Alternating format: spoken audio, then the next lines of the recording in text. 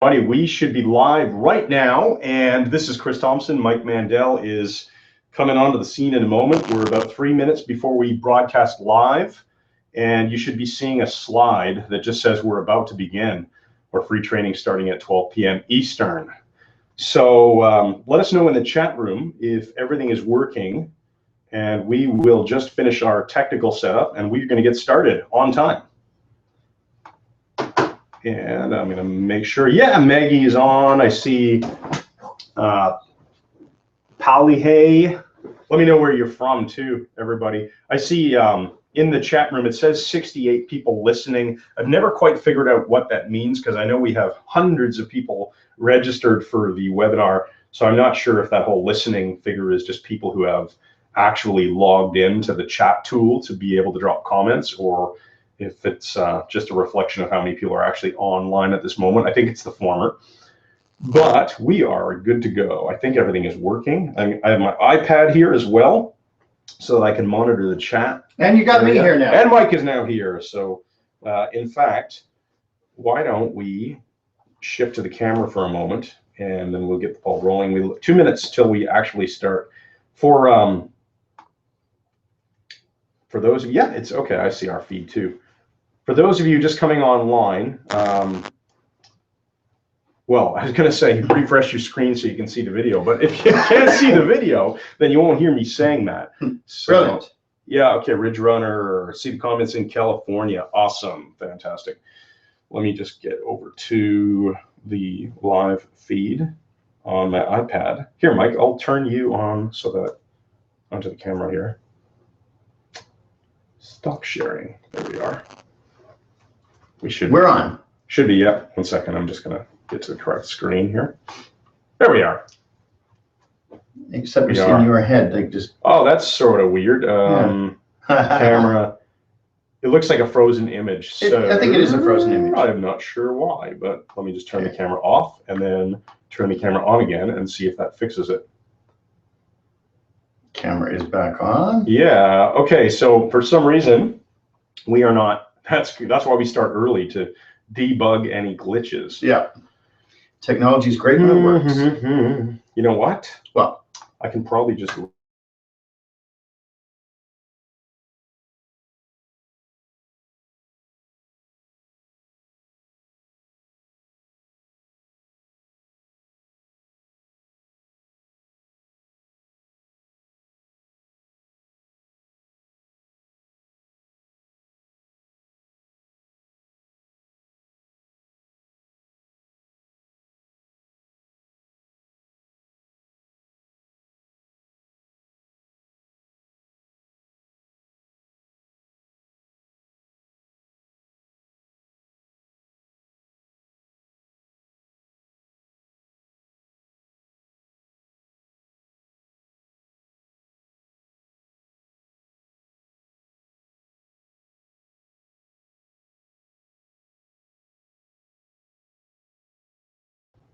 And turn the camera on.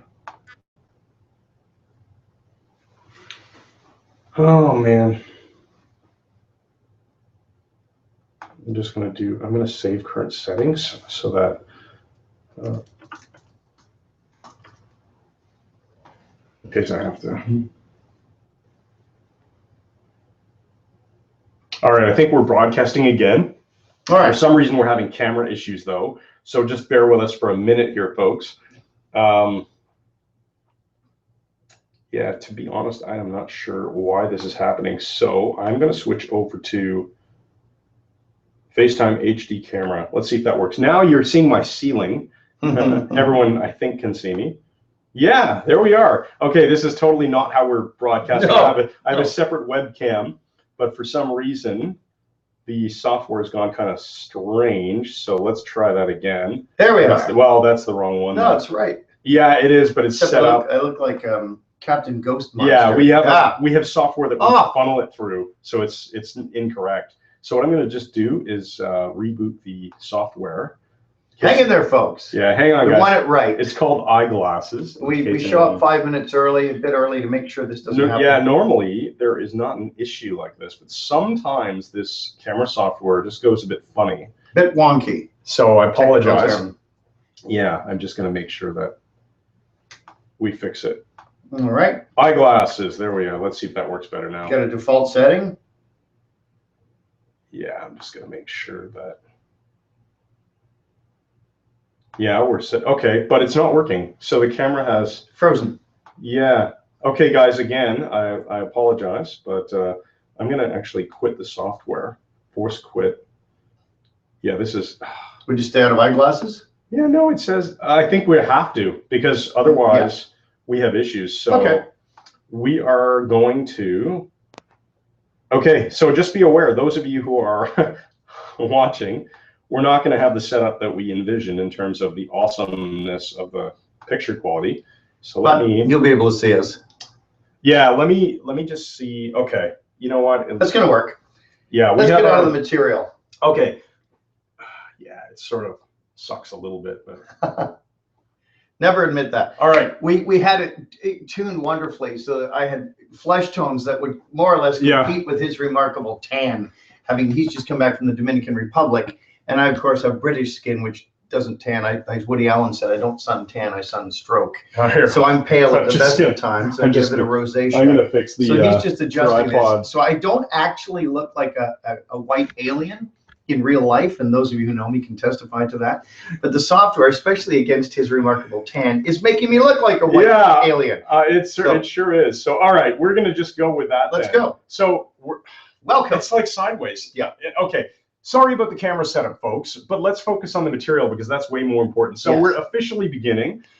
Let's just make sure I have the chat room available here and I can see you all, or I should say hear you all. Okay. All right. And I wanted to, I wrote hang on. Okay. I have no sound and can just see the screen saying Wellness Academy. Actually, can you see us now? Question mark. Post comment.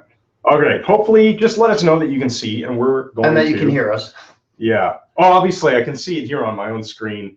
It's horrible when our software doesn't work out, but whatever. Let's get going. So I'm just going to pull up my slides really quickly and I'm going to share the screen with you all. So that's more important anyway for the first bit of the presentation.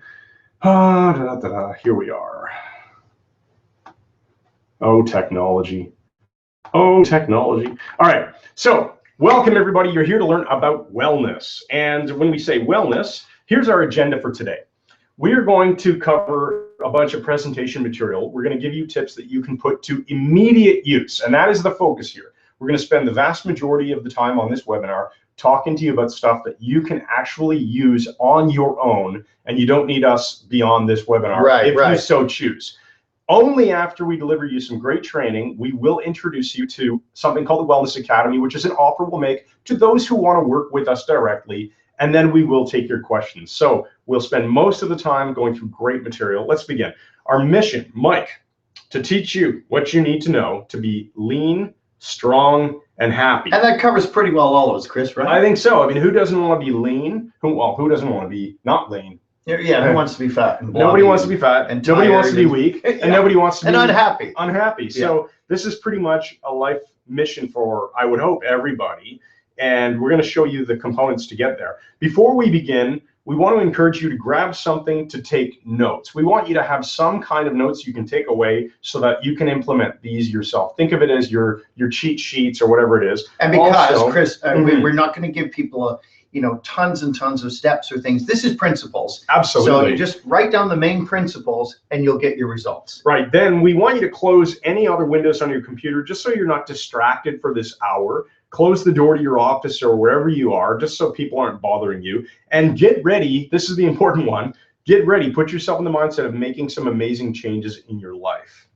Fair enough? Does that sound good to everybody? Sounds great to me. Okay. Let's do a super quick intro for those who aren't familiar with us. Who are Mike Mandel and Chris Thompson? That's us. And Mike's obviously the guy at the top. I'm the one at the bottom here. And we are your coaches for the Wellness Academy in this wellness webinar. We are also the people who have published many, many podcast episodes. We run MikeMandelHypnosis.com and our podcast Brain Software. 5-star rated after 3 years still. So if you haven't already subscribed to that podcast, free. It's funny, it's fun, and it gives you all kinds of great life-changing stuff. So if you want to go beyond this and you want to just stick to our free material, the podcast is fantastic. Great place to start. Next step, we're hypnotists. We're also lifelong learners, and we're passionate about health, right, Mike? Right, and we have a lot of spare time to devote to learning the very best things that work. We like things that work. Things that are simple, too. Things that are very simple. So the stuff we apply in our own lives are the things that will make radical changes in the minimum amount of time. Absolutely. Okay, next slide. We want to give you a quick disclaimer here that we're educators. So when we say we're educators, we're also not medical doctors. We don't have any formal so-called official qualifications in the area of diet and exercise. Instead, we are self-learners. We're self-taught people with thousands of hours of education on the topic. We're autodidacts. Right, and we're constantly learning more. So that's the legal disclaimer. Consult your doctor for any health concerns that you have. Although, Chris, if I can interject here, Right. You are an engineer, you're a science geek. I'm a science and everything we do here is based on science. We're standing on the shoulders of giants. The people who've gone before us, medical doctors, scientists, and so on. We have done the research, and there's a lot of huge scientists out there, not size-wise, but important scientists and medical doctors who completely agree with what we're saying. Absolutely. I'm really glad you interjected with that, because what we're about to share with you here, folks, is not stuff that we've made up or anything like that. And we didn't discover it. Think of us as the professors at the front of the classroom. We didn't write the textbook, but we're going to teach you the material out of it. Nice. There's a lot of really excellent medical doctors and other professionals who totally support this kind of material that we're going to be going through, especially on the diet front. I think the diet piece of it is going to be the most controversial. The exercise, not so much. And the mental game stuff is just... The diet is controversial now, but I'm pretty sure in 10 to 15 years, this will probably be mainstream. Totally agree with you. All right, let's move on and also add that we do what we teach. So this isn't stuff that we talk about, but we don't actually do it. This is stuff we really do. We teach others to do it. They get great results. We get great results. It really does work. And it works across the board. Chris is much younger than me. He's the fittest man I know. I'm in my 60s and apply exactly the same techniques. All right. Now, there's going to be a mental exercise. Mike, I'm going to leave this on the screen for you, but I know you want it to be on camera for this. So Let's go to, there we are. Here, our super bright screen. So, that's horrible. I know it is. Just do a little experiment here. Everybody, just close your eyes for a moment and take a deep breath. It's only take 30 seconds. And with that deep breath taken, exhale, be comfortable. And I want you to imagine in front of you another you. A you that is already transformed, a you that is lean, a you that has tons of energy, looks 5 to 10 years younger than you are, a you that is able to deal with obstacles with power and authority and personal strength. And that you, as you imagine that other person, what do you look like? How are you standing in that envisionment in your mind? What are other people saying about you? What are they telling you? What are they saying about how you look, how you have transformed? And what is your own internal dialogue? What are you telling yourself about the you that you have become? And how does that person feel to have that strength and power and grace? Come back to now. See, the interesting thing is that's all possible. You can set up a you that is new and transformed and completely different. And we're going to show you how to do it. And hopefully, I've fixed the lighting a little bit here. I wonder where you're going. Well, we had to switch to the non-software. I thought you were doing the exercise. I got looking for you. No, I decided to go another level. Turn off some of the lights and actually it looks better. You're not as washed out anymore now. So thank you, Mike. That was the mental exercise we wanted to go through. And it's possible. Yeah, so it's all possible and it's all quite simple to do. And now what I'm going to do is just move back to the slides so that I can share with you the next component that we want to teach you. And this is the triangle of wellness. We're calling it the wellness triangle. Really, there are 3 components to achieving wellness in our view. It's just our model, but it works. Yes. So, and again, the word diet might scare some people away. And we always say the beginning of diet is die. Yeah. But we're not talking about it going on a diet. Please understand that. Yeah, absolutely. So let's go through what the 3 labels are here. Diet, which is what we eat. Activity, which is what we do with our physical body. And mental game, which is how we think. Right, how we run our brain, which is Mike's area of specialty. And again, going through the components, as Mike said, diet is not being on a diet where you're calorie restricting and you're hungry all the time. Like you'll hear people say, oh, I'm on a diet, I can't eat that. I'm only having a salad for this meal now because I've got to cut my calories, I'm on a diet. And then they go off the diet when they supposedly hit their goals, and then of course return to their same unwell state. How many people do that, Chris? We see it all the time. Oh, I lost 28 pounds and now I've come back to how I was, and I've gained an extra couple of pounds. And our joke becomes, oh, I've lost 28 pounds. Yeah. How are you planning on putting that back on again? Yeah. So diet, understand when we say diet, we mean your lifestyle of how you eat. It's how you eat on a regular basis. And what you eat on a regular basis. Yeah. How and We're what not talking about restriction. It's your typical diet. The diet of a particular animal might be plants. Right, the diet of a tiger might be antelope. Right, so that's what we mean when we say diet. It's what you normally eat. Activity is, again, what you're doing with your physical body. So it's primarily exercise and then other things like sleeping. Right, but we're not talking about, just jumping in here, we're not talking about spending hours in the gym, hours on treadmills and spinning and ski machines and all of these things. It's actually going to be very, very simple, but will get you kick-ass results. If I can use the word. So let me interject while we're on this slide. Let me ask you folks a question, and I'm going to check the chat room in a moment to make sure everyone's still seeing us and hearing us clearly. Let me ask you a simple question. If we could show you how to make simple changes to your diet that are easy to maintain, and how to get the activity that you need to be lean and strong in like an hour a week, and we could show you how to run your mental game effectively. So you keep going with it.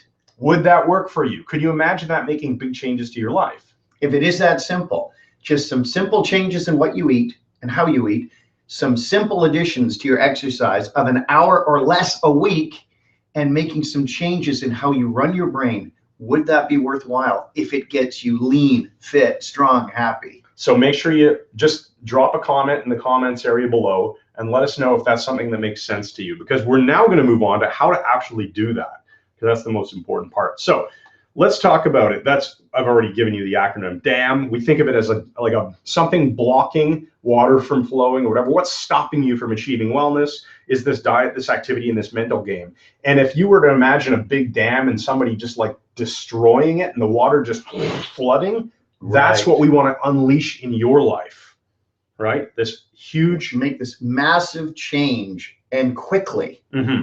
All right, how do you get there? Let's focus on it. So this is no secret, right, Mike? No, this is all mainstream stuff. How do you make any change? Well, not mainstream. I mean, it is out, it's public domain. Right. It's certainly not mainstream. We did not make this, well, I made up this slide. Right. The model of getting anything you want in life is the same as what I put on this slide here. I've just applied it towards wellness. It could be how to, have a better lifestyle, have a better job, a better relationship, whatever. Anything. So in the case of wellness and in the case of anything else, you need to know the right information. You need to have correct information.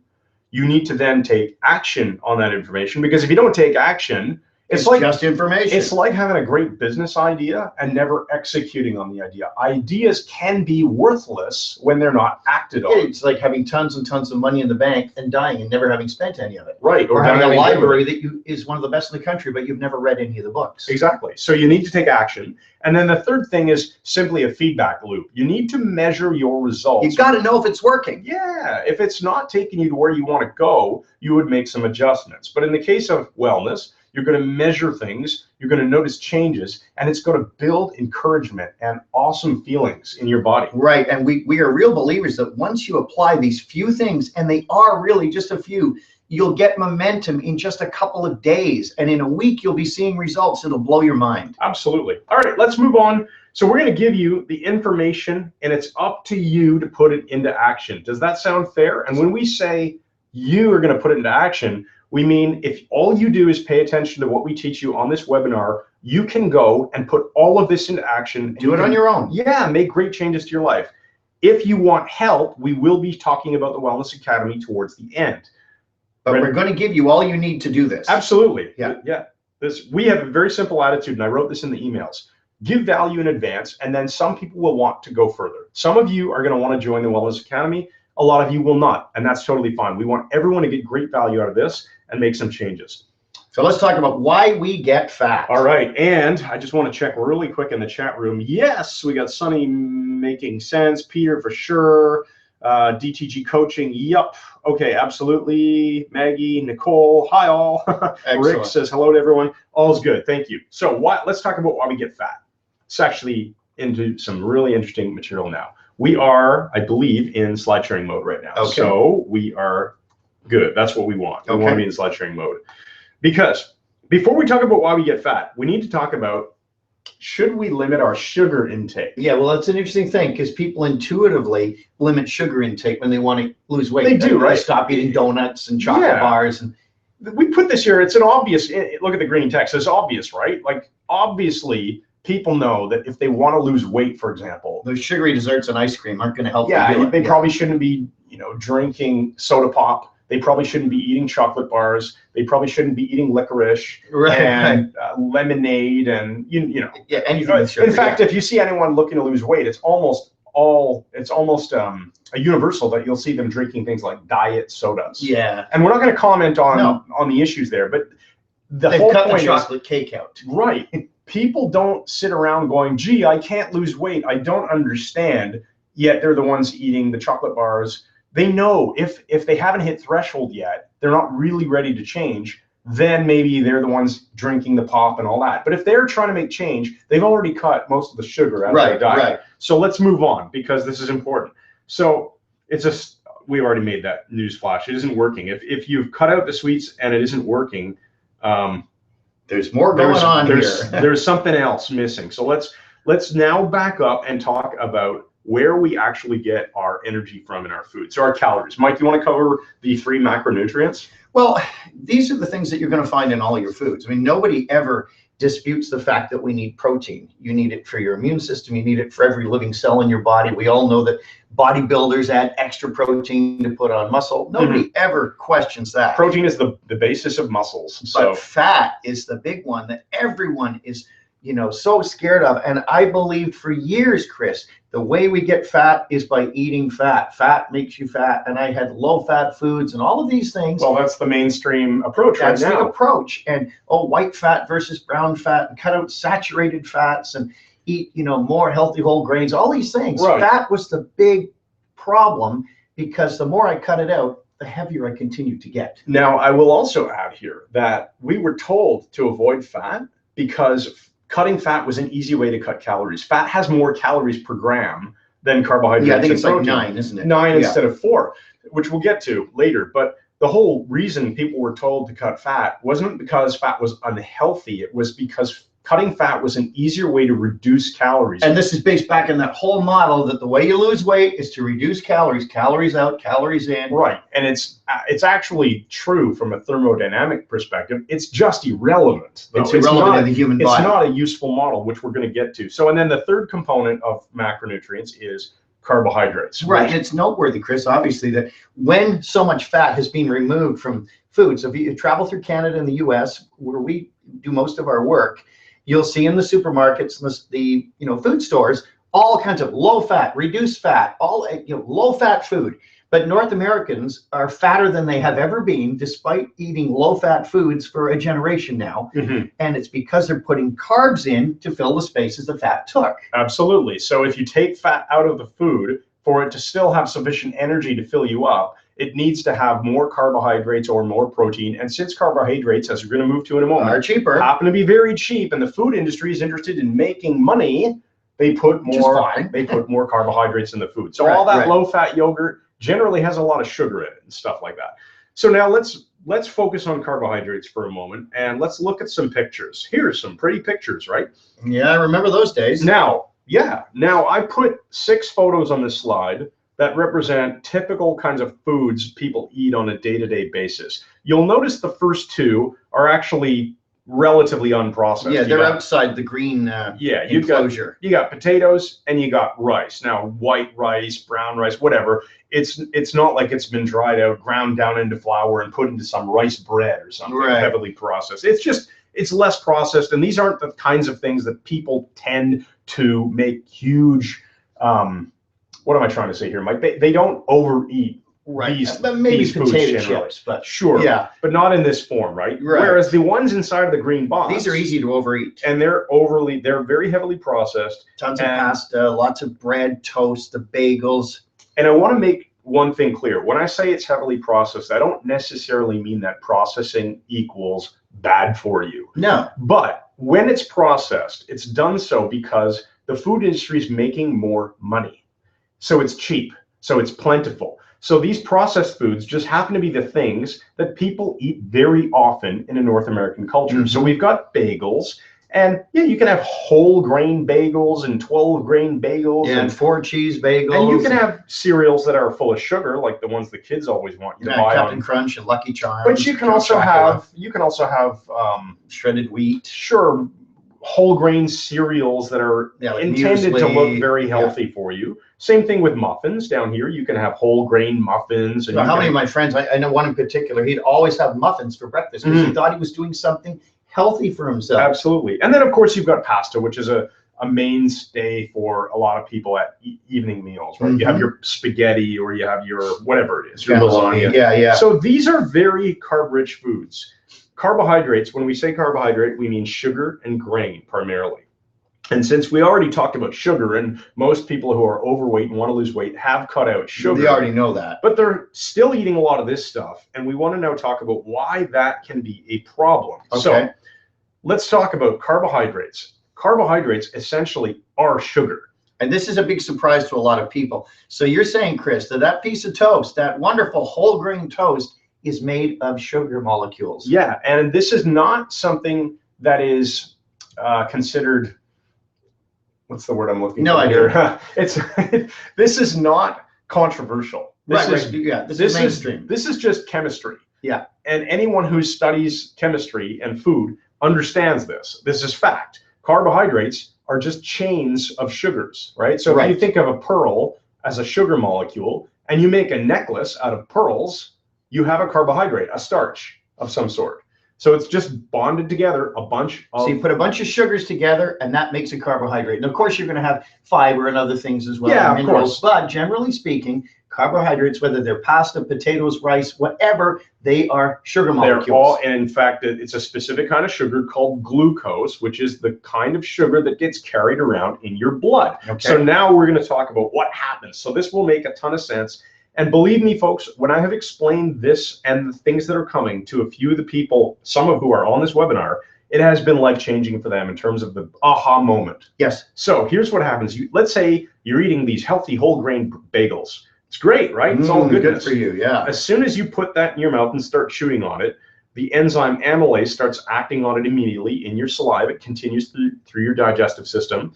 And it breaks that necklace of pearls down into individual pearls, i.e. it breaks the starch into sugars, glucose, into sugar, okay? That sugar is then carried around in your blood. That's how the body's metabolism works in the case of carbohydrates. So next step, this is super important. Do you want to go over this? Yeah, this is critical.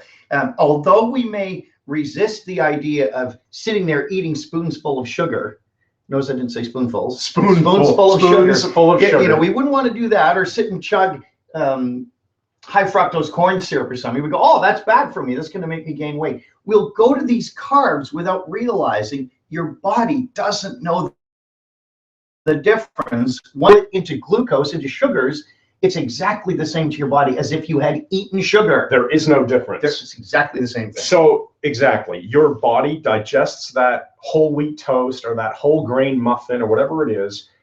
The sugar is now in your blood, and your body at that point has no idea whether you drank liquid glucose, or had a glucose, or were in the hospital with a sugar drip, glucose IV, or ate some toast. And isn't it true, Chris? And I know you got this here, that wheat actually raises blood sugar faster than the sugar in a soda. Yeah. It was in the book Wheat Belly too. It was in, I think it was either Wheat Belly or Grain Brain. I think it was Wheat Belly, because I remember reading it. Yeah, and both, by the way, are recommended books. Yeah. Wheat Belly is written by cardiologist Dr. William Davis.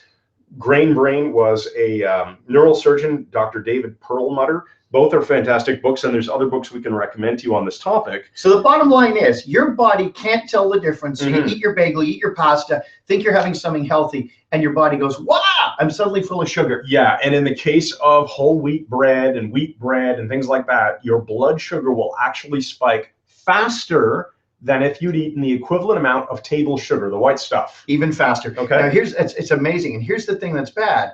Remember, guys, what happens when your blood sugar gets too high? If it's high all the time, it means you are a diabetic. You're not able to reduce it with your body's insulin. Right. Your body can only have sugar in the bloodstream in a very small range. Right. And if it starts to climb too high, your body reacts by dealing with it with insulin. In fact, what Mike is saying is 100% correct. There's only about 1 teaspoon worth of sugar in your entire bloodstream at any point in time. Wow. In a normal, healthy human. I think it's 4 to 5 grams is the amount. So we're talking 1 teaspoonful. So let's talk about what happens to sugar, because obviously if you eat a bagel or drink a can of pop, you would die if your blood couldn't get rid of that sugar. Right, so your blood all spike in your bloodstream. Right, your blood can't absorb it all and hold on to it, or you die. Simple, okay? Yep. So what happens to sugar? It enters your bloodstream, just like Mike said, and it has to be dealt with because otherwise you would die. Insulin is the hormone that is released by your pancreas, and its job is in part to handle blood sugar. It's a bigger hormone, it has more responsibility than just sugar. But this is a huge part of what it does. But it is the sugar. It is the reason type 1 diabetics have to take insulin or else they will die, because the sugar has to get out of the blood. You have to maintain a healthy sugar balance. So that sugar, when it goes out of your blood, where does it go? Well, it doesn't just get excreted, although in a case of a diabetic, they will pee out sugar, right, which is how they test for it. So sugar is forced out of your blood and into cells in your body. It's just moved from the blood to other cells. And those cells can be muscle cells, or those cells can be fat cells. It will turn into triglycerides and be stored as fat. But the muscle cells fill up pretty quickly, don't they? They do. They can only hold a certain amount of sugar in the form of glycogen. And the same thing with the liver. It can hold a certain amount of sugar stored as glycogen. And the rest. The rest has to either get used up by the muscles, by your general metabolism, breathing and running and walking and whatever you're doing, or it has to get converted into fat. There are no other choices. Right.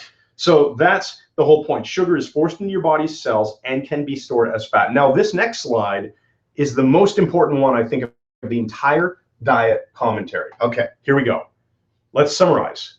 Carbohydrates break down into sugar, all of them. Sugar, which goes into your blood, causes a release of the hormone insulin. And insulin promotes fat storage. So let's follow this from beginning to end. Carbs that you eat, whether they are sugar or carbohydrate-rich foods like bagels, toast, pasta, whatever, become sugar. They break down into sugar in your body. The sugar causes your pancreas to release the insulin, and the insulin promotes fat storage. So carbs at the beginning of the sentence produce fat storage at the end of the sentence. And I'm looking in the chat room here. Hi from Martine in South Africa. And I see Rick has just said this was the aha moment for him. Rick, in fact, during our hypnosis class last May, and we'll get to this, I was sitting having lunch with him and we were talking about this, and that's when he went, oh my goodness, and then went on to make some he's made phenomenal changes. Rick, can you post in the chat room an update on how you're doing? I would love to see it. You're a new guy. So yeah, he's like the poster child for the success case here. Anyway, let's move on and give you the tip. Obviously, just do this. We say cut out the grains for a month and see what happens. Now, why do we say grains, Mike? Well, we've been told to eat these whole healthy grains all the time. And the problem is grains are carbohydrate rich. They're loaded with carbs. Right. And if you want to be, if you want to even narrow this down a little bit more, we don't think that it's important to be too paranoid about actual potato and a bit of rice. Yeah, occasional. But what is the most common grain, the cheapest grain that we all eat? Wheat, all the way. Wheat flour, and to a lesser extent, corn, which is also a grain. It's not a vegetable. And it's used to make high fructose corn syrup, which of course is another carb. Right. So if you cut out wheat and you cut out corn. Yes, and even the whole healthy grains. And I don't care how healthy the label looks. I don't care how much the label says, no sugar added, no cholesterol, healthy whole grain. I don't care of carbs. if it is wheat-based or corn-based, we recommend you consider for the next month cutting it out of your diet. See what happens. Do it completely. Yeah. Just make a point of doing this completely. And look at the camera and you're still on the slide. Absolutely. But and track it on your calendar and notice how you feel. And I'll just say as a side note, Chris, we had not discussed this, but you know this is true in my case.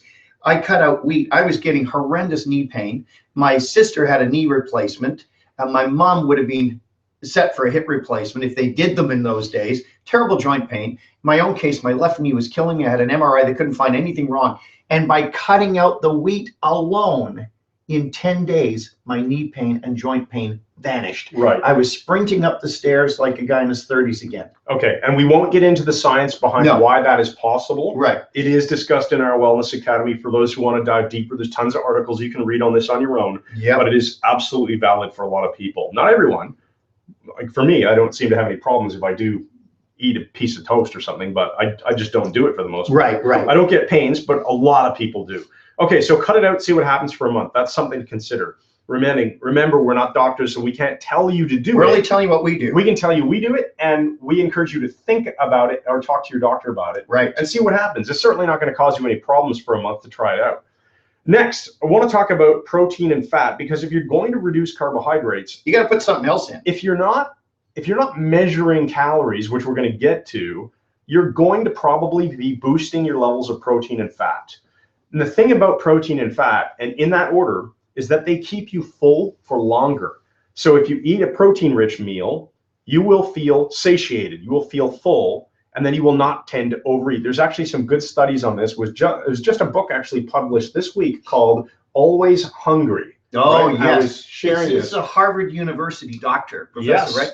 And he supports a low carbohydrate diet, and he says carbs make you hungry. Showed very clearly that if somebody was given a higher fat, higher protein meal for breakfast and lunch, and then given a plate of sweets or a table full of sweets that they could just eat on as much as they wanted, and the scientists would measure, the people who had the protein and fat meals snacked less in the afternoon versus the people who had the high carbohydrate meals for the breakfast and the lunch. So there's some really interesting evidence to support this, okay? And we generally find anecdotally that we are more full when we eat protein and fat. Way more full, just not hungry. And so the funny thing is, we were told to cut fat because, hey, it's higher calorie. If you want to cut calories to lose weight, eat less fat. And the bizarre thing is I'm eating equal or more calories now, and the weight still drops away. Right, because what'll happen, you'll actually generally find there'll be less calories consumed. You don't have to measure it, but you'll eat less because you won't be hungry because you're full more. Okay, it's if you want to think of it, and then another anecdote for the tech geeks out there, you have your old world lead acid batteries that are in a car, right? They're very big and they don't hold that much charge. And then you have these new lithium ion batteries that are used for all our electronic devices. Well, you don't need as much of them because they're really high energy density. So you eat more fat and you're full, and you just don't need to eat as much. In terms of total volume. You're satisfied sooner. Right. And for longer. Now, let's get on to this calorie counting stuff, because it doesn't work. This is the tip we want to give you.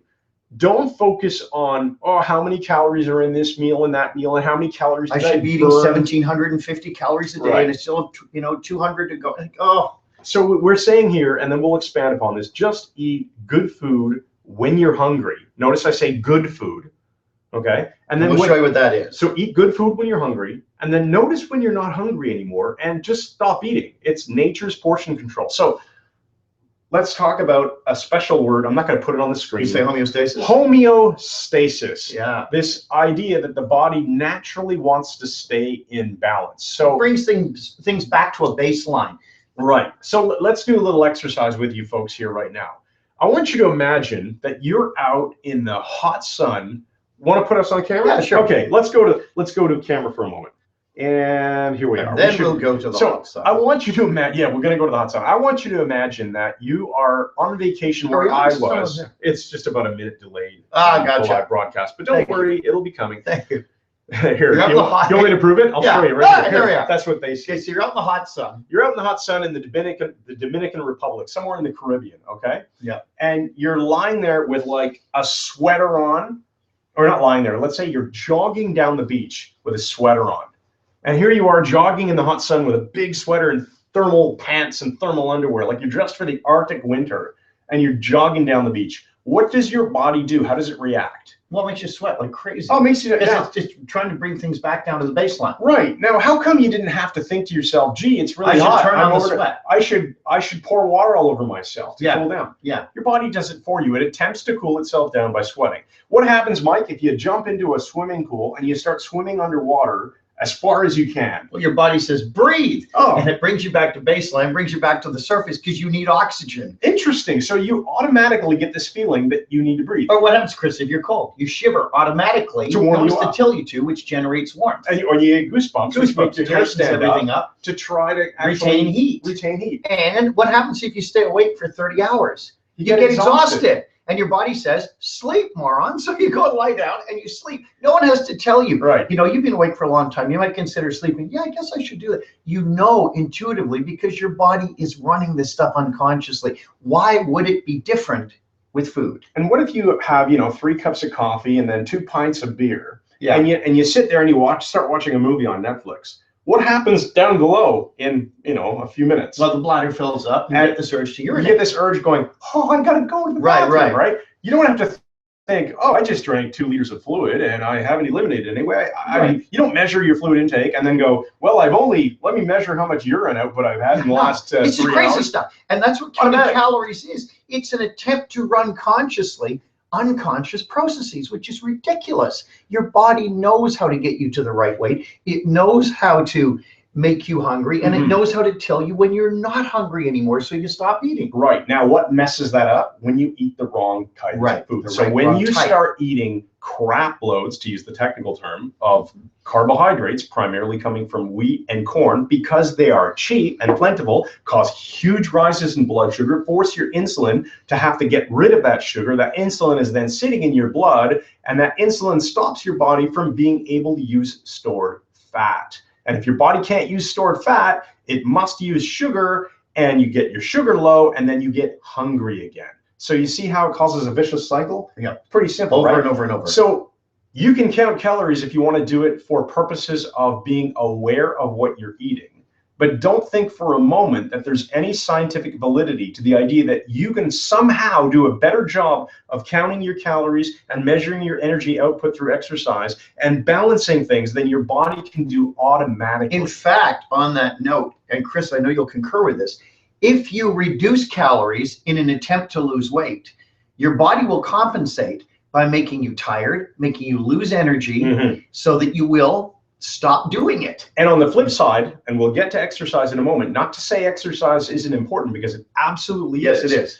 But if you think, I'm going to lose weight by doing the opposite of eating less, I'm going to exercise more, I'm going to just burn more calories through the treadmill. So you eat the same diet you normally ate, and you work out like crazy, what happens? Your body will compensate by making you hungrier to put the calories back in. Absolutely. And that's why people get on these roller coasters. They drop 20 pounds, they put 22 back on. Your set point moves up a bit. They try to do it through exercise, try to do it through calorie restriction, try to do it through what my wife used to tell me years ago, just eat less, eat smaller portions. I was still hungry. I was still tired. All right, I'm going to go back to the slides here, if I can get my system to cooperate. There we are. All right, wonderful. So we have to move on to... Okay, let's keep her moving. Fat does not make you fat. What we mean by that is eating fat on its own does not actually make you fat. It's not like you eat all this fat and you get fat as a result. In fact, there's evidence, compelling evidence, that people like Mark Sisson are saying that eating fat actually triggers fat burning. Right. Now, when we say this, we mean when you're also on a diet that is restricted in grains and sugars. So when you're on a fairly low, not zero, don't misinterpret us and say we're not telling people that we eat no carbohydrates. No, we do eat carbohydrates. Yeah. We just don't get the vast majority of our calories from them like the typical North American. We instead get the vast majority of our calories from protein and fat.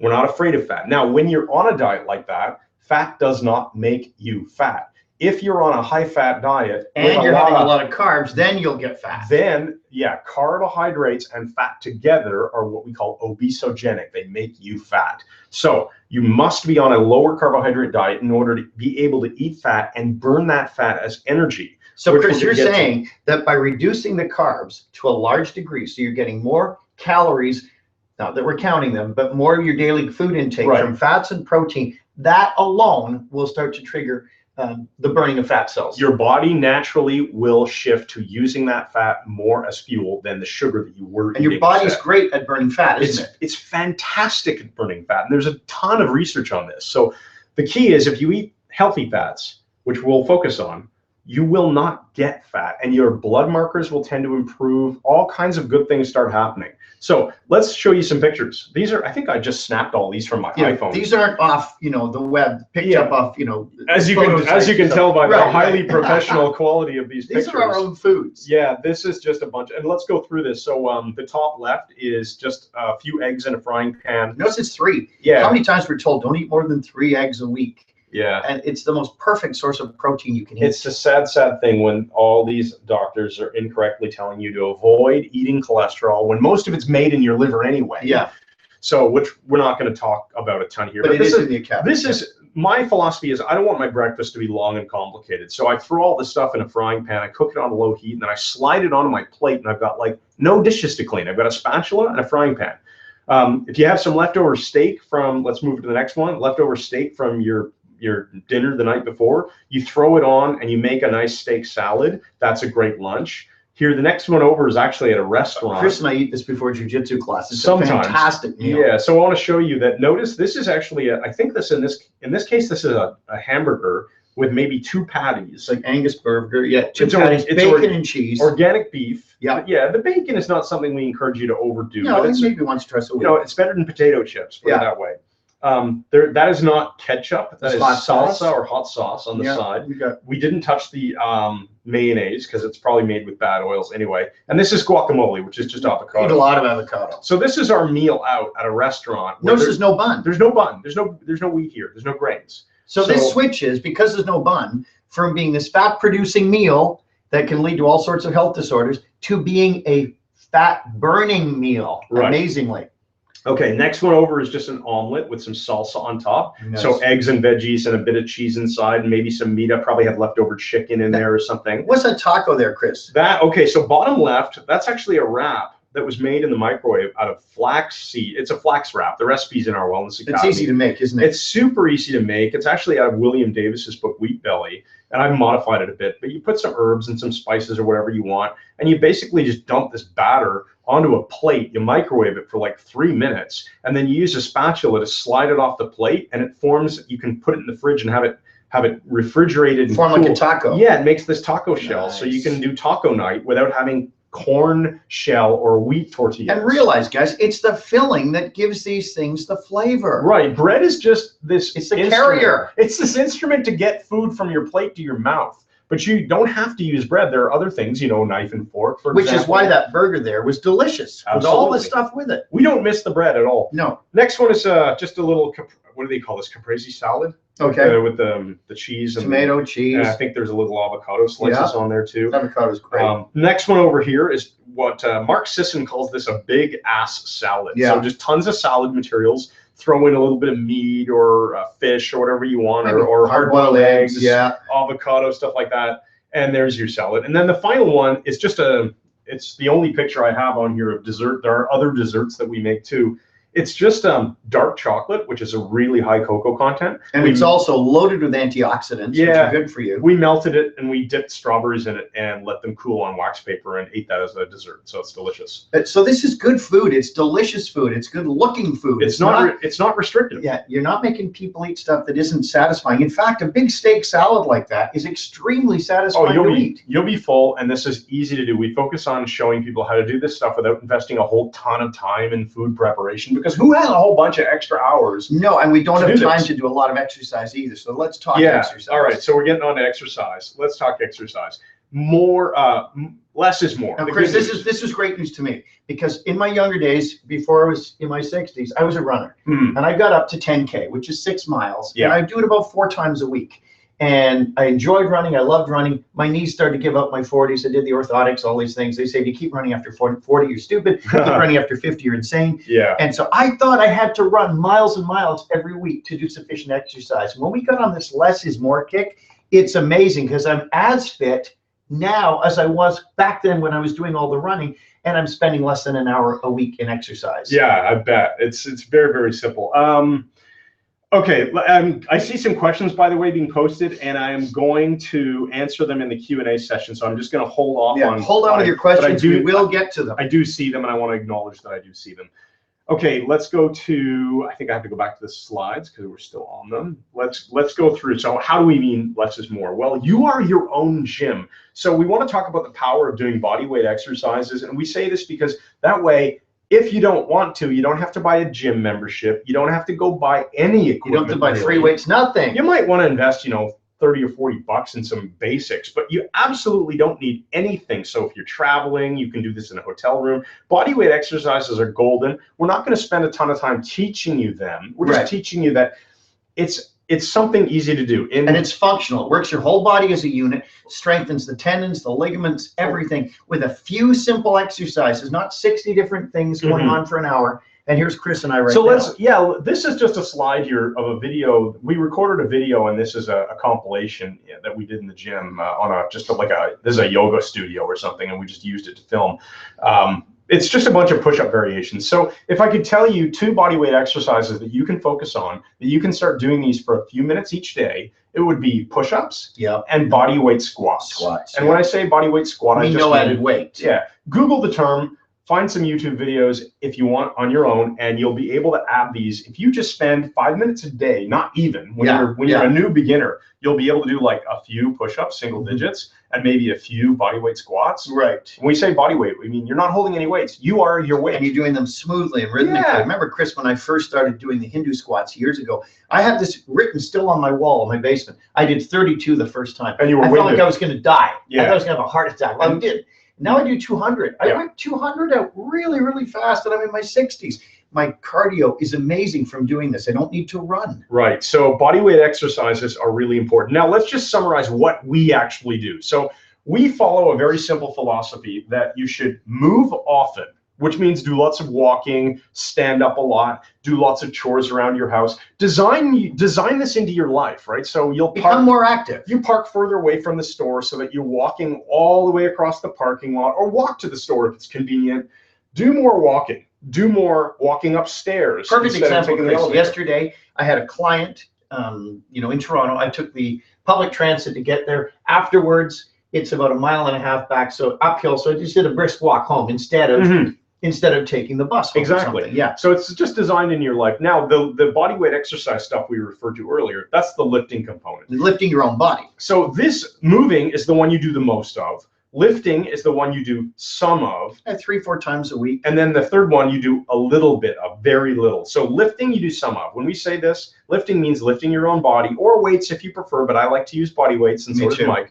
We do this about 3 or 4 times a week. And you're less liable to injure yourself using body weight exercises than lifting weights. Yeah. Now, here's the thing. Work up to about 12 to 15 minutes during each session. Slowly work your way up. When you start, I want you to consider that it'll maybe be a 2 or 3 minute exercise. Okay. And that's enough. If that's all you can do, that's good. You're getting the benefit. And so we'll do this a few times a week. We will do a 12 to 15 minute body weight exercise workout. And then every week or so, we do a sprint workout, which means basically sprinting or running up a hill, or sprinting on an exercise bicycle, and I can't sprint by running because my knees just don't like so sometimes it can be a body weight exercise like burpees, or stair climbing, or jumping up and down. Stair climbing, jumping up and down. And when we say sprinting, we mean full exertion, and you're probably doing it for about 30 seconds, 20-30 seconds, then taking a break, then doing it again, taking a break. So when you say 10 minutes, you do not mean full out 10 minutes of sprinting. No, it says including rest. That's everything. Nobody, you know what, I don't know anyone in the world who could actually sprint for 10 minutes. No, Bruce Lee's dead. I don't even think sprinters can sprint. Well, no, and what result we get from this though is this triggers fat burning. Right. Here's the thing. Insulin is this hormone that promotes fat storage, right? And exercise improves your insulin sensitivity. So by exercising regularly, your body will be less likely to react to a certain level of insulin by storing fat. It'll be more likely to be able to burn that fat. So that's why exercise is important, in addition to making you strong and making you feel good. All these burning off stress chemicals, wonderful things that happen. So very simply, exercise. Tip: build exercise into your lifestyle so that you're adding no more than 1 extra hour of your time per week. And it's very easy to do. And that's enough. That's the amazing thing. Can you find an hour? In a week, sure. You can cut out TV. If you cut out 1 hour of TV a day, you get 9 40-hour weeks of spare time in a year. You think of that. Don't tell me you don't have time. Absolutely. We are almost about to go into the Q&A session, but we have to cover the mental game too. And the mental game is what keeps you motivated and keeps you happy. So you're getting the right mindset. Now we're going to talk about some mental game hacks here. So we've got stepping into peak states. So performing how to do this, how to get into high performance states at will, how to get your brain into gear when you don't feel like exercising, so you wind up feeling like exercising. Right. And if you listen to our podcast, you can learn about that. You can also learn about asking yourself empowering questions. So we're going to leave you as homework assignments. Go through our podcast if you want some of that stuff. We could also teach you procrastination elimination strategies, because you can procrastinate, but why don't you just put it off and do it now? Yeah, procrastinate later. Yeah, right. Mike, you want to talk very quickly? I will address this one. Like, here's a key thing, guys. Those of you who are going to start implementing these changes and making some changes in your life, we say avoid basement people. Now, here in North America, I know in Britain you don't see this, but we have basements to our houses, and people pretty well live down there in the winter in recreation rooms and watch TV. The point is, the basement's the bottom, the balcony is higher up in a building, and there's two kinds of people in your life. You'll meet basement people and balcony people. Balcony people lift you up to be the best you can possibly be. And Chris and I really believe that we do our best to be that with our friends and people we encounter. I think we pretty much engineered our lives to hang around those types. Right, to hang around those type people who lift you up. And basement people are the ones who will drag you down to their level. And I saw this demonstrated with a church youth group years ago. They had a big, huge guy stood on a table and had this little tiny girl standing beside the table. And he tried to lift her up onto the table. But no matter how hard he tried, she could drag him off the table every single time. Balcony people lift you up, but it's really easy for basement people to drag you down. Listen, guys, if you start making changes in your life, you start looking better, you start feeling better, getting fit and toned, the basement people are going to come out and want to drag you down. They'll still be smoking and sitting there getting fatter, and it will annoy them about your success. You have to eliminate basement people from your life and surround yourself with the balcony people who lift you up. That is the most important mental game hack we want to leave you with today, is just hang around people who are your balcony people and get the basement people out of your life. And if you can't get them out of your life, just get them out of the time that you spend until you're ripped and looking fantastic as much as possible. Yeah. Okay, now I want to leave you with another super important mental game thought process, and that is the concept of get up quickly. Because hey, we just went through Christmas holidays and stuff, right? Everybody was probably at a Christmas party or some sort, at least those who are at Christmas parties, and there are all the cookies and the treats, and most people will fall down at some point. Maybe they have birthday cake at their birthday party. And you'll always run into the people, just one, it won't hurt, just have this, and they'll be pushing pecan pie on you or something. And we're not here to tell you never do that, because it's impossible for most people to completely eliminate 100% all of this junk food forever. Yeah, that's unreasonable. You're gonna fall down sometimes. Yeah. So here's the thing. Success. We're not teaching perfectionism. No, of course we're teaching not. Being reasonable. Yeah. So 80-20 principle, right? Most of the time you want to do the right thing. Sometimes you're going to screw up. Those who are successful and achieve the most in life, and this goes for wellness too, are the ones who get up quickly. Yeah. Think about a fighter in a fight. If he gets knocked down, what happens if he doesn't get up? And there's no referee. There's no ref in life. Yeah. There's no referee in life. You get down, you get knocked down, and that guy starts beating on you, and you're done. Yeah. But if you get up quickly, then you can keep fighting. Right. Another sport analogy here, Chris. This is not a sprint. What we're teaching you isn't a sprint for a month. No. We're teaching you a marathon for the rest of your life. It's a lifestyle. We're teaching you principles to change the quality of your life radically, so you'll feel better, you'll sleep better, you'll look better, all of these things. And if you trip, if you stumble, and you have a couple of bagels or a burger with the bun or something, you don't beat up on yourself. Get up immediately. We'll show you how. Absolutely. Just start running again. If a marathon runner stumbles halfway through the race, they don't send him back to the start line. You haven't lost it all. Just get up where you were and get moving again. Think about it this way. You are running your life in a certain way. We want to encourage you to try on a new lifestyle for a month and see how it fits. And if it fits well, then keep it and don't change back into your old outfit, right? Think of it like sounds good. Think of it like something you would wear to work. Hey, I got this new outfit. I love it. I'm going to wear it more often or buy more of them.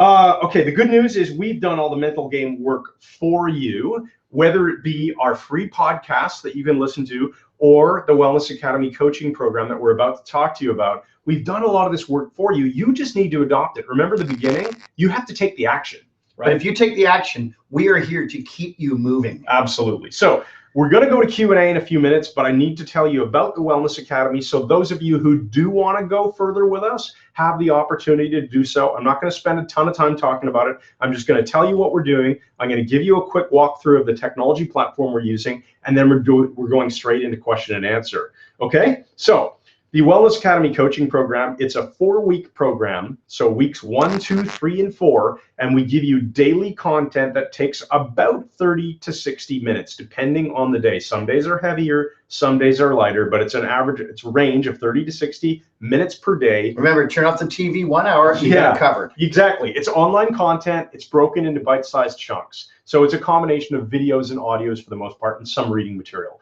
It's education focused, so we focus on diet, exercise, and the mental game stuff that we just went through.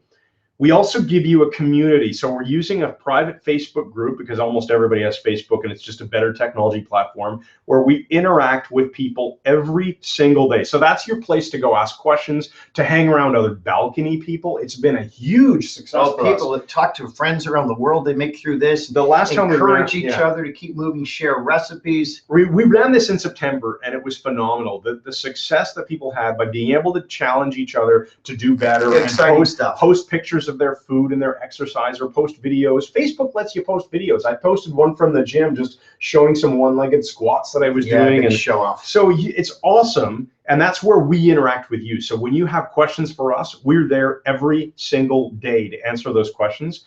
And then we also do webinars every week. So for all of the 4 weeks of the coaching program, we're doing on Friday at I think at 11 o'clock.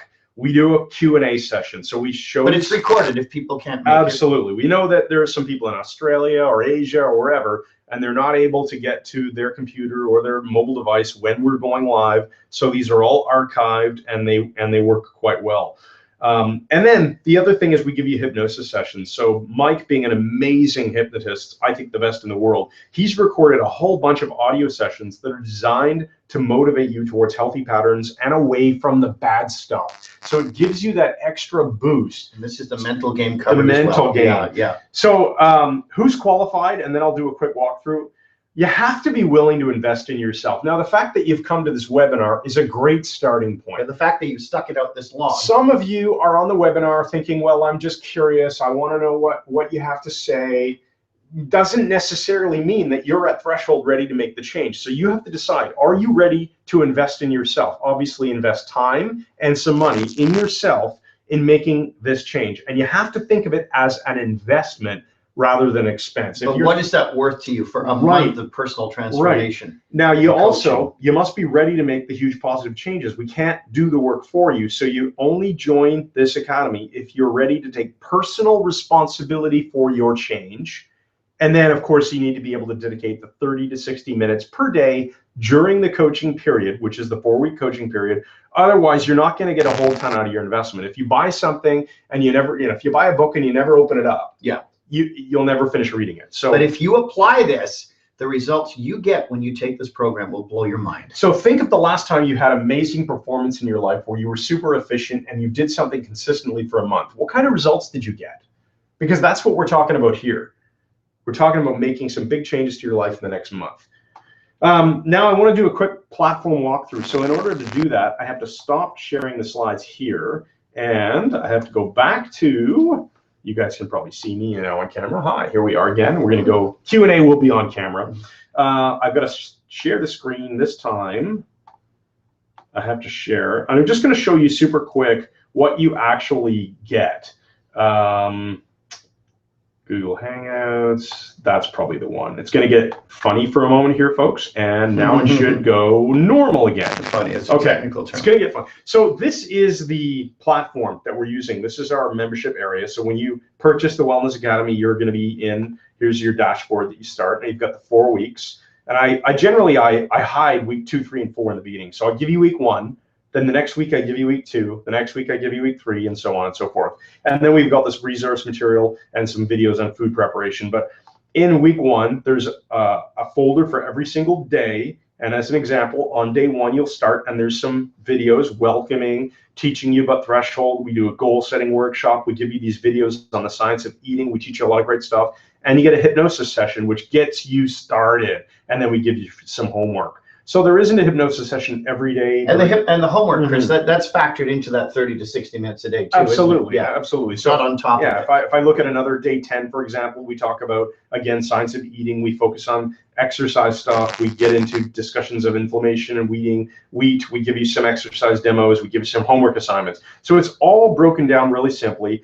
And of course, we've got this area called resource material because there's a bunch of bonus stuff that I'm going to talk to you about in a moment, but I'll just show you. This is a quick reference to get to the bonus material that we will be talking about in a second. So let's go. I think that's probably sufficient for the walkthrough. If you have questions, feel free to ask them and we'll get to them. I want to show you also now well, everyone's probably thinking, what does it cost, right? So I have to go back to the screen share and share the slides. So what is the investment going to cost? Well, we would normally charge hundreds of dollars per hour for private sessions. So group coaching just really makes it possible for us to do this for you at a much smaller individual price tag. We don't think a lot of people are going to be able to spend the kind of money it would cost if it was one-on-one. So this is why we do it in a group format. Plus, we find that by putting that Facebook group together, it's been a phenomenal thing. People motivating each other. It actually works better. Showing the shifts they're getting, the changes, personal empowerment, looking amazing. So that's why this is not something that's going to cost thousands of dollars, but it's also not free. We're not going to spend time with people for nothing. So we need you to be at threshold and understand that you're investing in yourself. High quality training is never free. And we do have space limitations. We're not going to let everybody in. Because we have to be able to manage the group we have. Chris and I don't want, I mean, it'd be wonderful to have 1 million people in it, but we'd be spending more time than we can possibly imagine dealing with everyone. We can't do that. Yeah, look, if we made this thing something like $47 for 4 weeks, then everyone joins and there's no possible way we can support everyone and nobody gets their value. Right. So that's why we limited space is true. An appropriate price tag for this. So instead of the thousands of dollars it might cost, this is Canadian dollars, by the way, $497. So if you're in the United States, that's actually probably like 280 or no, sorry, for maybe $370, $380, something like that these days. Canadian dollars at like 70 cents US. Divide by 1.4 and you'll have an appropriate US dollar equivalent there. So what you get with that investment is 4 weeks of interactive coaching with us, daily interaction on the Facebook group, top quality education, community support, the weekly webinars, and all of the hypnosis recordings to boost your results. You also get our satisfaction guarantee. So we really believe in over delivering. And those of you who've worked with us before with different products and things, we go for absolutely top-notch customer service. We go the extra mile for you. We want everybody to be happy with what we do. And what we mean by that specifically is you go through this whole thing for 4 weeks. Then you can keep using it for another whole month. So that's 2 months. And then if you're not thrilled with the results that you're getting and the value for your dollar, that's within 60 days, so 2 months, you just email us and say, hey, look, I didn't get my money's worth.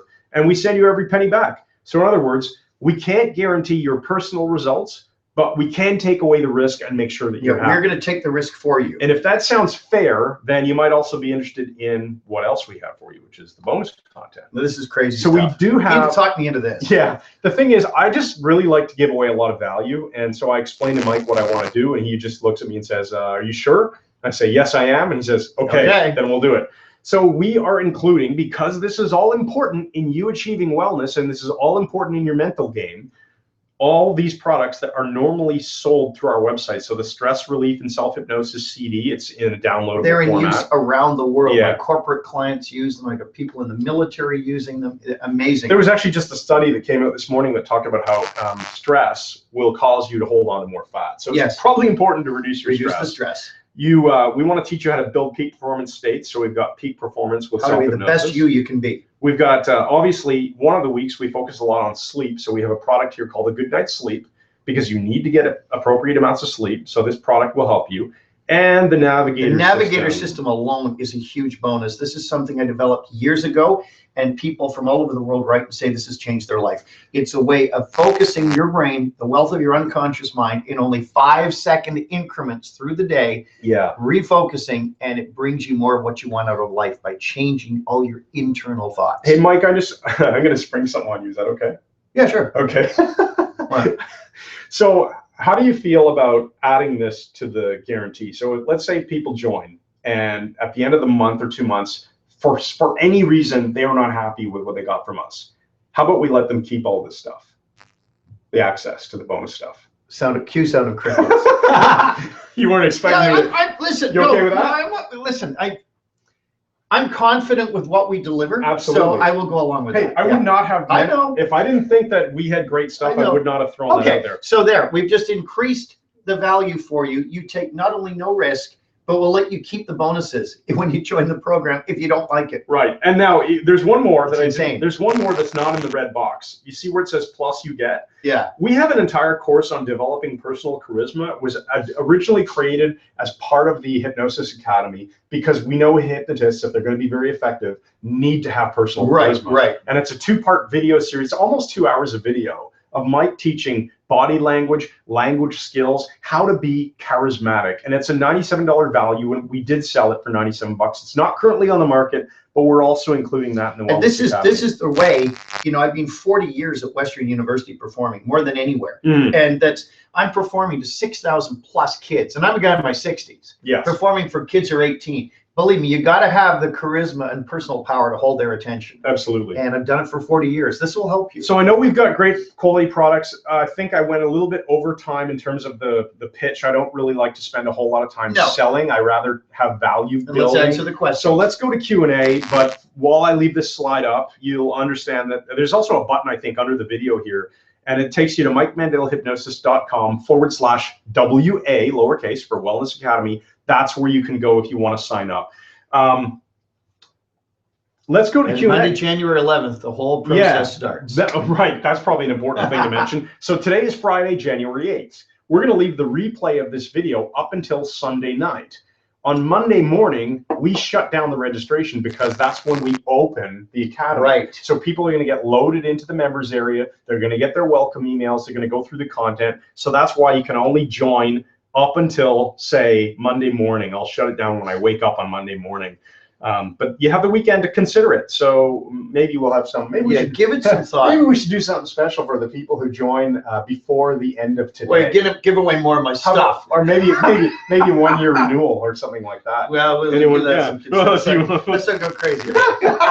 We should. I like giving away stuff. All right, you like giving away my stuff. Yeah, well, I just gave away your Tesla. Oh, you tell you, bugger. Okay, let's go to Q&A. How do I get to there? There we are. All right, so. Yeah. Oh, look at that. So somebody just did the calculation that it's 242 British pounds. It is $352 US. Thank you very much. GBP. Thank you. Great Britain pounds. Let's see the question. So I'm going to scroll down. Okay, Rick, I asked him about his progress report. And he said, I'm getting my labs done again in February and March. I can't wait to see the results. He is hovering at just under 100 pounds, having been lost since May. Through using the academy. So let's get this clear. Now, Rick had a lot of weight to lose, but he has lost 100 pounds, or just about, since May of 2015. And I saw Rick a couple of months ago, and he's feeling fantastic. He's looking fantastic. He's looking great. And the lab improves, and it's all good. So now let's get even further down. The blood markers turn out amazingly with this. That's what's so astounding when you eat this way and exercise like this. Yeah. All right, now I'm going to go through all the way from the beginning and see if I can make sure I get everybody's questions. All right. Yeah, are we meant to see just the PowerPoint, not us guys? So yeah, because we had some camera problems, we left the PowerPoint up longer. Fructose, glucose, lactose are all, in a sense, sugars, as Rick points out. Yes, they are. They all break down. Well, they all have glucose is one kind of sugar that gets taken in the blood. Other sugars are combinations of glucose and fructose, generally, like table sugar is sucrose. And so for the most part, it's metabolized in your liver or carried around in your blood, depending on what kind of sugar it is. Does this apply to fructose? So no, it does not. Fructose specifically, it can actually be worse. Fructose is metabolized just like alcohol is in the liver. So if you're eating a lot of fruit, and fruit, by the way, has a mixture of sugars in it, isn't all fructose like a lot of people think, but high fructose corn syrup is very similar to table sugar. It's a mixture of glucose and fructose, which are two types of sugars. They're broken apart, so those two molecules are split apart. The glucose goes into the blood, the fructose goes to the liver and is metabolized there. And it can lead to fatty liver. It can lead to all kinds of problems if you overconsume it. Eating whole fruit generally is fine. You don't see a lot of people that like go massively crazy. Right, and we don't tell people not to eat fruit. No, we eat fruit. Small quantities of fruit. I'll eat a handful of berries or something local, a pear or something like that. But I don't eat big fruit salads anymore. Yeah, absolutely. And when we say fruit, keep in mind that counts olives, that counts avocados, coconut. That's all in the fruit family. Coconut's a wonderful thing to have. Yeah, absolutely. Would you replace the carbs from grain? Here's Ricardo's question. What would you replace the carbs from grain, wheat, to produce the energy you get from those carbs? Fat or protein wouldn't provide glycogen. You don't need to worry about your glycogen, Ricardo. So what he's asking about is glycogen. Glycogen is like, there's two types of batteries in your body, okay? One is in your liver, and your liver can hold a certain amount of carbohydrates stored as glycogen, and it can move that to parts in your body where you need it. So if you're running, it can move it to the leg muscles, so your leg muscles can get access to what they need, and your heart beats and all that kind of stuff. The other kind of glycogen is stored in your muscles, and it's local, so it cannot be moved around your body. So if you have glycogen in your biceps, you can go to the gym and do some curls with dumbbells. If you have glycogen in your chest, you can do a push-up, for example, but that's like a local battery to the muscle. You're going to get enough carbohydrates, generally speaking, to replenish that glycogen without any problem. Or what will happen is your body can actually make its own sugar from the fat that you eat and from the protein that you eat. So you don't have to worry about glycogen. And if you are if you're an athletic person, then over time you can bump up the amount of carbohydrates you get into your diet, that you get from your diet, I should say. Just get them from healthy sources.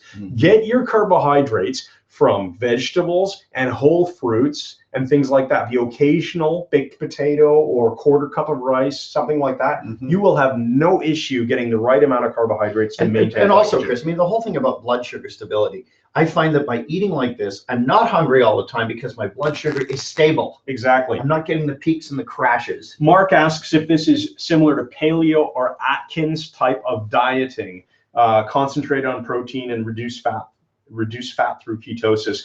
Ketosis being burning your fatty acids as fuel. Yes, so you're eating a lot of fat. You're generally metabolizing more through ketones, which are just what happens with fatty acids as they metabolize. And it is very similar to paleo. Atkins, not so much Atkins. See, I hate to say Atkins because people have this notion that Atkins is zero carbohydrate. And it actually isn't once you stabilize, but it starts very, very low. You've got to use keto sticks and check that you're, it's not as extreme as Atkins at all. It's closer to paleo or primal blueprint. Just the primitive. Exactly. What we call it primitive eating. We call it primitive eating because it's basically staying away from all the crap that didn't exist a few hundred years ago. Well put, Chris.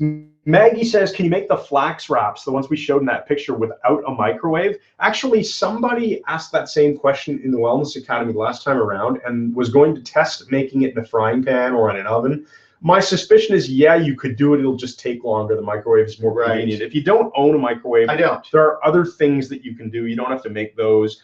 I make amazing wraps using large leaves like Boston lettuce. Yeah, absolutely. Yeah. You use lettuce as wraps. You can probably do it in an oven for sure, though. There's no issue that as long as you spread the batter out thin and have a nonstick surface to cook it on, you can cook it in an oven and it'll be fine. I remember some of our students were making those amazing pizzas that are no wheat pizzas. Yeah. Because they're still getting pepperoni and cheese and Well, yeah, and you don't want to be eating a ton of processed meats all the time. No, like no. pepperoni. But as an accent every now and then. Right. And when I eat pepperoni, I buy it from farmers markets. I'm not buying like, you know, the cheap stuff in the supermarket. Yeah. So, and we got another comment saying, I want to try the flax wrap. Noah says, is it possible to apply these principles for those who are vegetarians or vegans? Yeah, it is. It's just that if you're a vegetarian, it's going to be difficult to get the high fat content unless you're willing to just eat more avocado, coconut, yeah. eat olives, things. So yes, absolutely you can. You see, if you're a vegetarian or a vegan, then that's fine, so long as you're also willing to say to yourself, okay, I'm going to avoid the processed grains because they're crap. Now, if you're a vegetarian or a vegan, you're probably also aware that there are certain vegetable oils and cooking in canola oil and soybean oil is very bad for you, highly inflammatory. And we go into all that in the academy. Absolutely, you can. We just happen to love eating meat. We don't overdo it, but we love meat. We recommend. And Chris, you said earlier, we focus. This isn't a no carb diet. It's really a high fat diet. We're not on a high protein diet. Some people, oh, you're eating a high protein diet. We're not. Well, but by eating high fats, we're getting moderate portions of protein automatically because it's in eggs. It is a moderately high protein diet, but it's not the focus. The focus is really increasing the fat. Right. Well, cutting the carbs. Yeah. Or if you want to think of it from the angle, the focus is on reducing the crappy carbohydrates and then just getting more of the good stuff, which happens to be fat and protein from other whole foods. Nice. And then we had, okay, so we got some comments on the foreign exchange. So we're back up towards the top of the list. And we have more questions, which Rick says, it's true, I've not been hungry at all. So again, Rick is the guy almost 100 pounds down, and he hasn't been hungry because we counseled him. Eat when you're hungry, eat sufficient, learn to calibrate when you're not hungry anymore, and then just stop eating, and then you'll be fine, right? You're not going to feel deprived eating this way. Yeah. Somebody's, do you need to give up wine? No, absolutely not. In fact, so here's let me go to the camera. Let's now we're talking about wine. I had a couple of glasses. Yeah, let's talk about wine. Here we go. Stop sharing and go back to where you can actually see us. So you should see us. Hello. All right, we're back. So let's talk about alcohol in general. Dry red wine is not bad, or it's fully included in this in moderation. Yeah, I would say through the week I will have one nice large glass of red wine with supper. Because it makes breakfast and lunch. With most dinners. Because it makes food better and I digest better with wine. Plus I'm getting resveratrol for my heart and so on. But on the weekends, my wife and I will typically Friday night, Saturday night, we split a bottle. A whole bottle, 2 glasses each. Right? Yeah, and I wind up drinking about 2/3 of the bottle myself over the course of a later long dinner with quality food.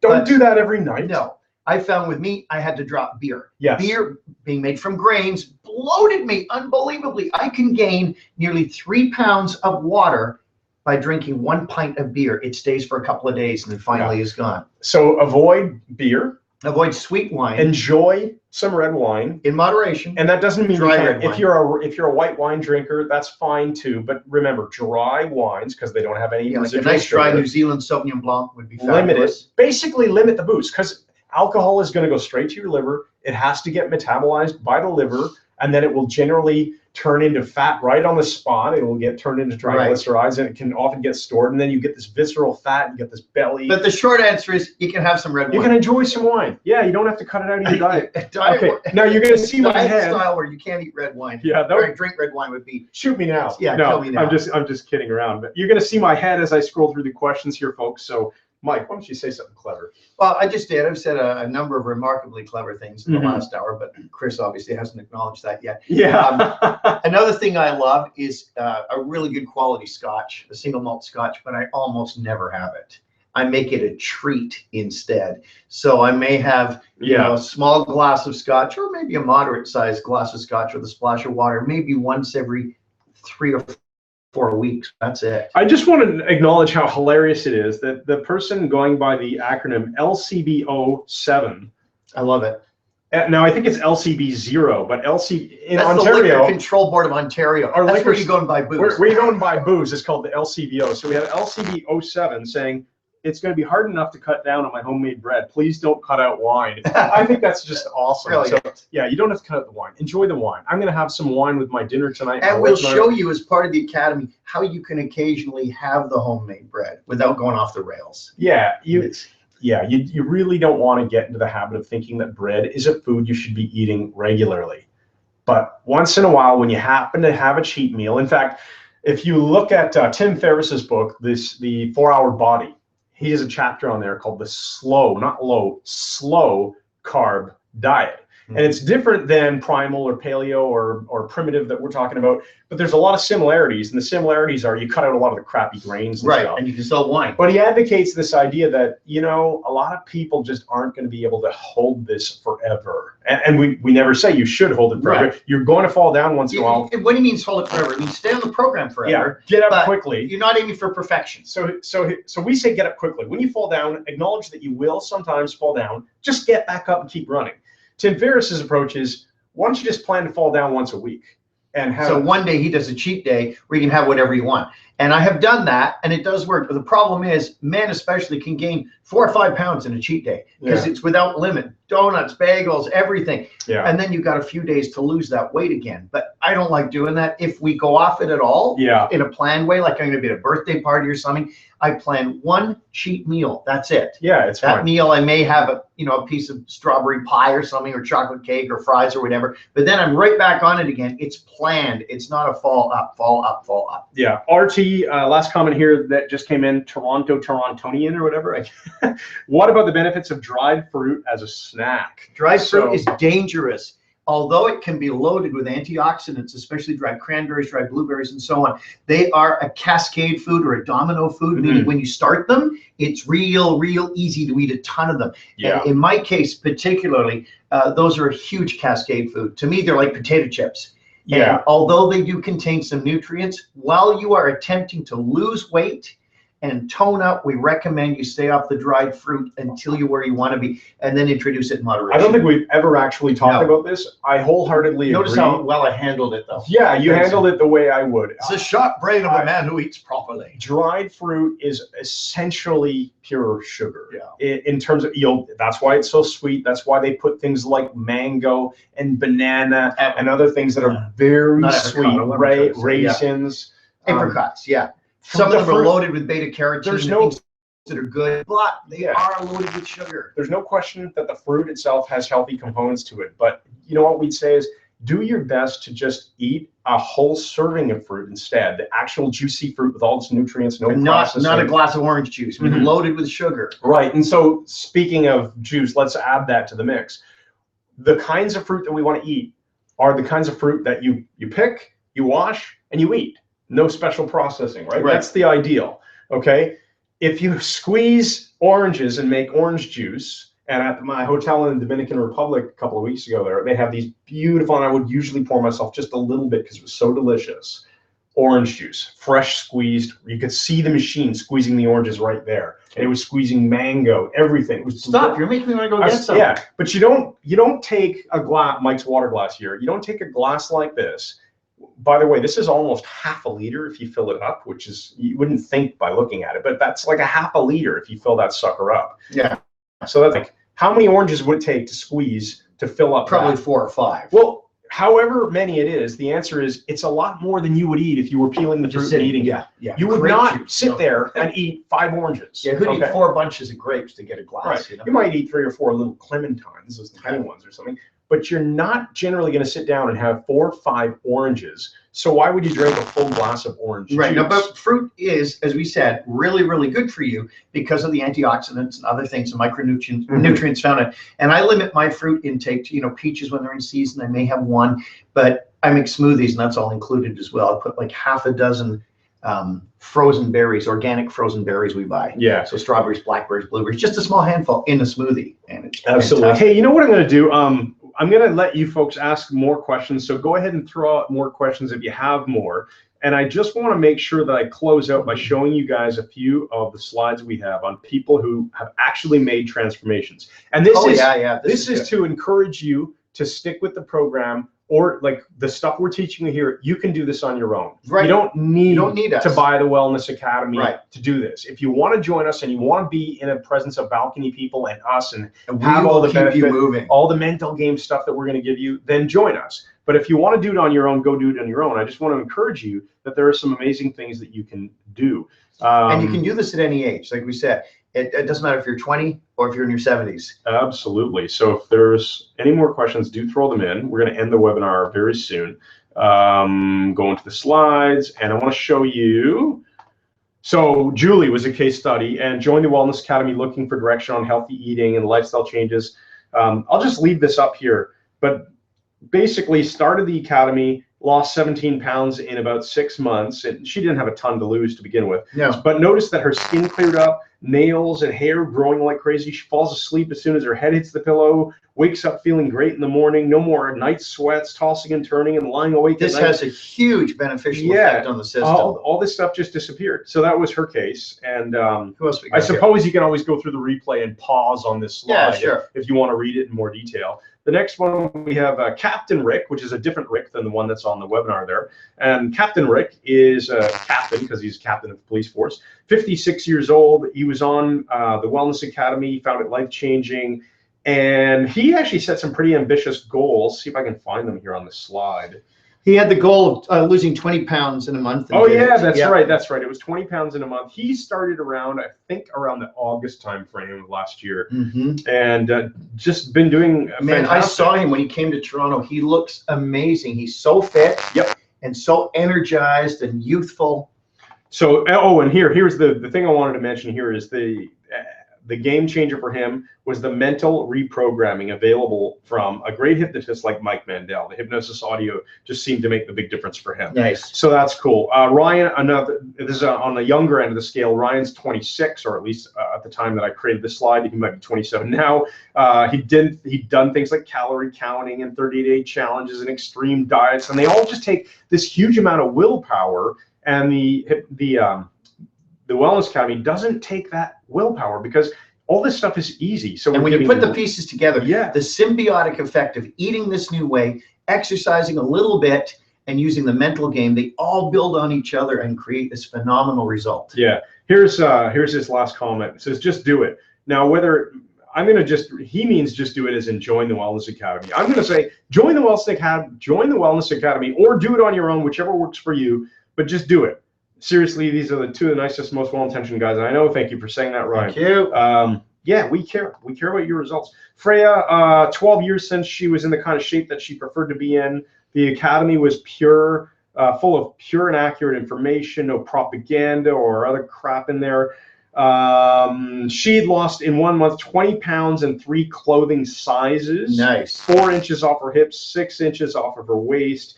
And her goal was to lose another 50 pounds. So just to give you a sense, it sounds like she wanted to drop 70. She dropped the first 20 of that 70 in a month. And is on a roll. And this is cool too. Her partner joined her in the journey, and he had different goals, but one was to go off his diabetes type 2 medicine. Remember the difference. Type 1 is when your pancreas doesn't work anymore, doesn't make insulin. Type 2, you usually get that as a child. Type 2 is when you're older and your body stops responding to the insulin that you do make, so you got to make even more and more and more. And then they put you on all kinds of drugs instead of just doing what you should be doing, which is considering cutting out the carbohydrates. And he wanted to get off his drugs. He put on visible muscles, feels incredible, no longer has dips in energy, looks younger.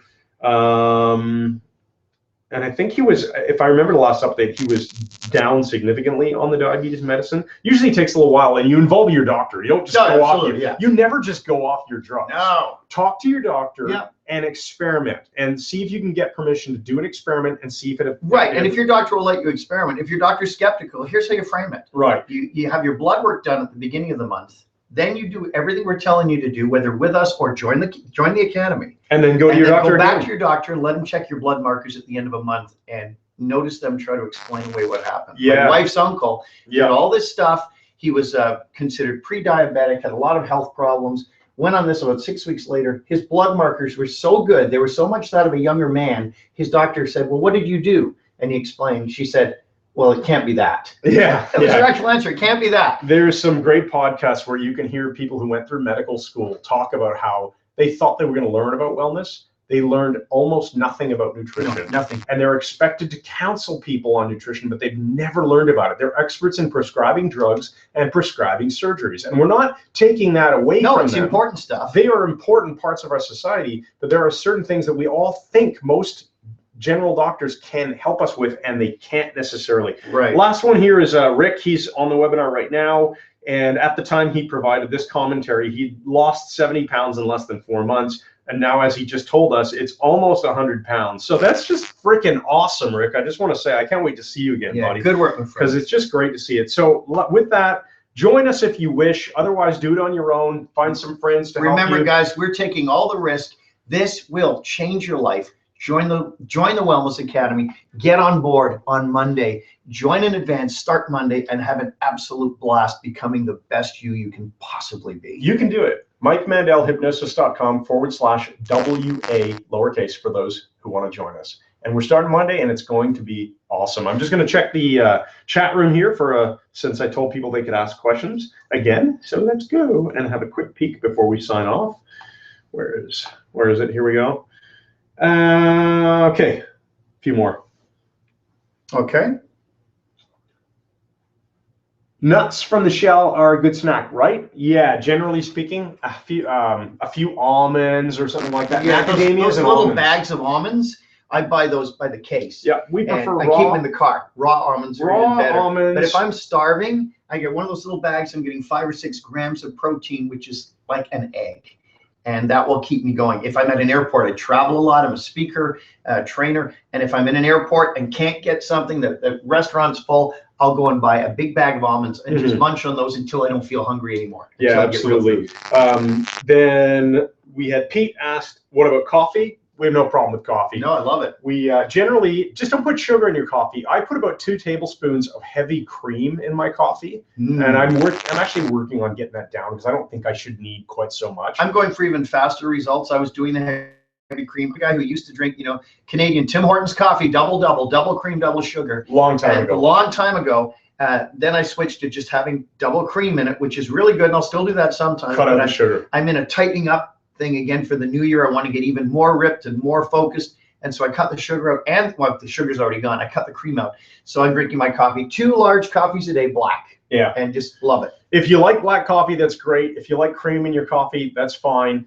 Just get away from the sugar. I'm a guy who used to go to Starbucks years ago, like 12 years ago. Hold the thing. You know the Starbucks, the glass container with the little metal flip lid, and you turn it, and the flip lid opens, and it just pours. Bro, I've seen you. You were like 1,000, no, you never. 2,000. You demoed it too. Yeah, I demoed. Yeah, I used to pour for 7 seconds. That's how much sugar I used to put in my coffee at the time. 12 years ago or so, I didn't know any of this stuff. And I just thought, well, they're just empty calories, but they're not harming me. Haha, wrong. So I work down to 0 sugar in my coffee, and it's fine. And then the last one we have here is about protein smoothies. Do you have a preference for the kind of protein, whey or plant-based? I use whey. I use whey. New Zealand whey protein, which is no antibiotics or nothing GMO. I am not overly fussed by this because my attitude is it's not the kind of thing I'm using every single day anyway. It's not the mainstay of my diet. It's not a staple for me. Right.